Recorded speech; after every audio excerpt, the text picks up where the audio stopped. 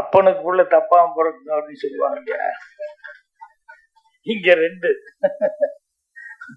லியோனிஸா இருக்கும் தப்பாம. எனக்கு இவர் இவ்வளவு காமெடியா பேசுவாருன்னு நான் சிவாவை நான் நினைக்கவே இல்லை.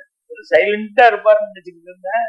ஆனா அவ்வளவு என்னன்னா எதையுமே ப்ரிப்பேர் இல்லை. எல்லாம் மனசுல இருக்கிறது அப்படியே யதார்த்தமா அவர் என்ன பார்த்தாரு என்ன கேட்டாரு அதை அப்படியே கொட்டிட்டாரு.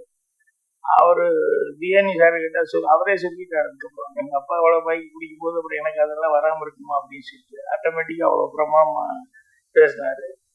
இன்னொன்னு தேனிசை தென்றல் தேவா, அவருக்கு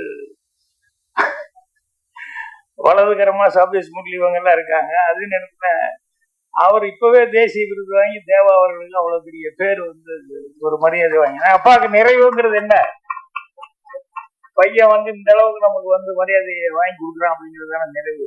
அதனால அவருக்கு அவங்களுக்கு அப்புறம் இன்னொருத்தர் ரொம்ப முக்கியமானவர். நான் இப்பதான் எல்லாரும் சொல்லிட்டு இருப்பாங்கல்ல அடிக்கடி, இப்போ சினிமாவில் ரொம்ப சந்திச்சுட்டு இருக்கான்னு சொல்லிட்டு சிறு தயாரிப்பாளர் சட்ட தலைவர் கூட சொல்லிட்டு இருந்தாரு. தொல் திருமாவளவன் சார் ஐயா அவர்களை அடிக்கடி நானே அடிக்கடி ஃபங்க்ஷன்ல பார்த்துக்கிட்டே இருக்கிறேன், நிறைய சினிமா ஃபங்க்ஷன்ல. ஸோ இந்த டைட்டிலுக்கு தகுந்த மாதிரி யார் வந்திருக்காங்களோ இல்லையோ அவர் வந்திருக்கிறது அப்படிங்கிறது அது ரொம்ப ஒரு கரெக்டான அவருக்கு.